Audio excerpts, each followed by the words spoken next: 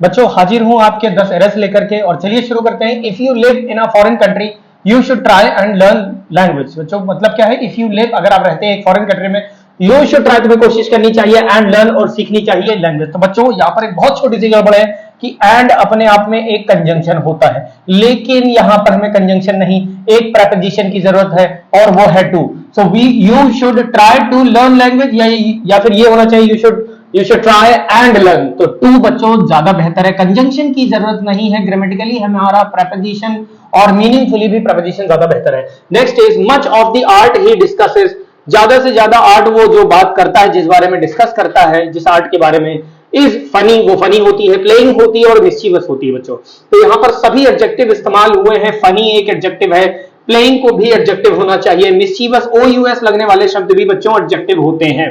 तो ये गड़बड़ है कि प्लेइंग शब्द एडजेक्टिव नहीं होता, प्ले से एडजेक्टिव बनती है बच्चों, प्लेफुल क्या बनती है, प्लेफुल एडजेक्टिव होती है। क्या होती है, प्लेफुल एडजेक्टिव। तो सभी एडजेक्टिव होने चाहिए, और प्लेइंग एडजेक्टिव नहीं है, प्लेफुल एडजेक्टिव होती है।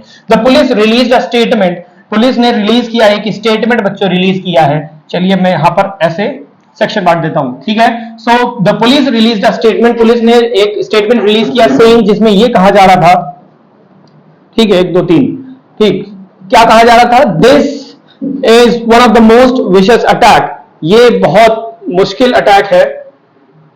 इसे हटा देते हैं क्योंकि 3 सेक्शन में एरर होगी, या तो यहां, या तो इसमें, या फिर इसमें, और चौथा नो एरर का ऑप्शन है। The police release the statement saying, police ने एक स्टेटमेंट रिलीज किया जिसमें यह कहा पुलिस ने कि this is one of the most vicious attack, ये सबसे बुरा, विशियस का मतलब बच्चों होता है बहुत बुरा, ये एक बहुत बुरा, सबसे ज्यादा खराब अटैक साबित हुआ वी हैव एवर सीन, जितना हमने अभी देखा है, ऐसा पुलिस ने स्टेटमेंट दिया बच्चों। तो आपको मैं पहले भी कह चुका हूं, अपने नाउन के सेशन में भी आपको बता चुका हूं कि वन ऑफ के बाद आने वाला जो नाउन होगा वो बहुवचन होगा बच्चों।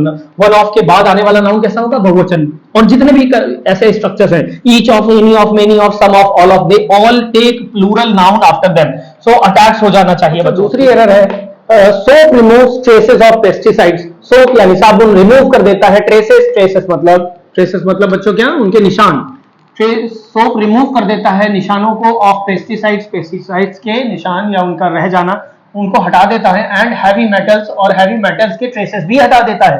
That hand sanitisers can left behind, जो हैंड सैनिटाइजर्स पीछे छोड़ देते हैं, यानी सोप ज्यादा बेहतर काम करते हैं। खैर ग्रामर के हिसाब से बच्चों क्या गड़बड़ है, कैन एक मॉडल वर्ब है, प्यारे भाई बहनों, कैन एक मॉडल वर्ब है, और मॉडल वर्ब के साथ वर्ब की फर्स्ट फॉर्म जरूर आनी चाहिए किसी भी अवस्था में। तो ये लेफ्ट जो कि लीव से बनी है, उसकी थर्ड फॉर्म या फिर सेकंड फॉर्म है, हमें लीव चाहिए। सो सेंटेंस हो जाना, soap removes traces of pesticides and heavy metals that hand sanitisers can leave behind.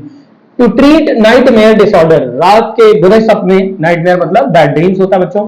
So to treat nightmare disorder, nightmare disorder को ठीक करने के लिए there is a number of medications and therapies, बहुत सारे मेडिकेशंस यानी दवाएं और उनकी थेरेपीज अवेलेबल हैं। तो जैसा कि आप बच्चों जानते हैं कि अ नंबर ऑफ और the number of, a number of और द नंबर ऑफ, ये दो बातें होती हैं। अ नंबर ऑफ का मतलब बच्चों होता है a lot of, a number of का मतलब क्या होता है बच्चों, अ लॉट ऑफ।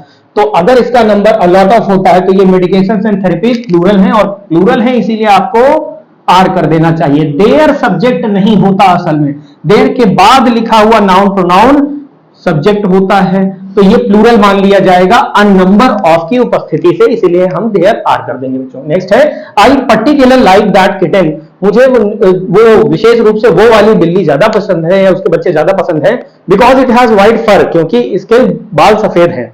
ठीक है बच्चों, गड़बड़ क्या है, आई क्या है, सब्जेक्ट है, लाइक क्या है बच्चों, वर्ब है, और वर्ब के आसपास हमें क्या मिलना चाहिए, एडजेक्टिव या एडवर्ब। तो पर्टिकुलर शब्द तो अपने आप में एडजेक्टिव होता है, लेकिन हमें यहां वर्ब को मॉडिफाई कराने वाला शब्द एक एडवर्ब चाहिए। तो पर्टिकुलर की एडवर्ब बच्चों क्या होती है, particularly. So I particularly like that kitten because it has white fur. तो बच्चों नेक्स्ट है improved policing, improved policing, policing बच्चों पॉलिसी ही होता है, policing is not new, policing and policy ये दोनों ही नाउन है और ठीक है। इंप्रूव्ड पॉलिसिंग, कैसी पॉलिसी, इंप्रूव्ड पॉलिसी। तो इंप्रूव्ड पॉलिसिंग मतलब वो पॉलिसी जो इंप्रूव हो चुकी है, ठीक है। इज वाइटली, कैसी है, वाइटली है, बट नॉट सफिशिएंट, लेकिन सफिशिएंट नहीं है। कुछ बच्चों को पढ़ते ही एरर मिल गई होगी, बच्चों पॉलिसिंग या पॉलिसी शब्द अपने आप में नाउन है, और नाउन को डिस्क्राइब करने वाले शब्द बच्चों क्या होते हैं? एडजेक्टिव होते हैं। तो सफिशिएंट शब्द क्या है बच्चों? एडजेक्टिव है। तो इसे भी क्या होना चाहिए?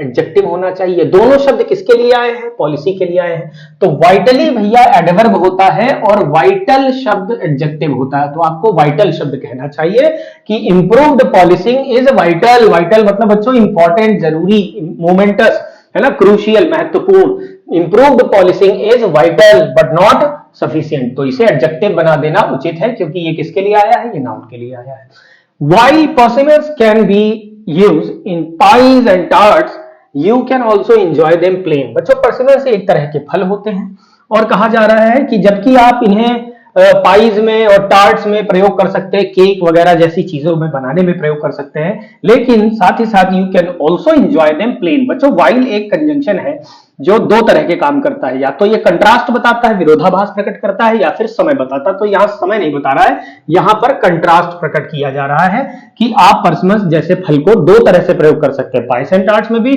और अगर आप चाहें तो आप उन्हें ऐसे ही खा सकते हैं। तो गड़बड़ क्या है बच्चों? जल्दी से देखकर बता दीजिए। प्रॉब्लम इज कि कैन एक मॉडल वर्ब है बच्चों। कैन क्या है? मॉडल वर्ब है। शुड के साथ शुड जैसी होती है, can, could, may, might, should, must, dare, need और to, they all are modal verbs. और मॉडल वर्ब के साथ अगर बच्चों आपको बी लिखा दिखाई देता है, तो बी के बाद वर्ब कैसी आएगी? या तो वो आईएनजी लिए हुए होगी, या फिर वो वर्ब थर्ड फॉर्म होगी। कैसी होगी बच्चों?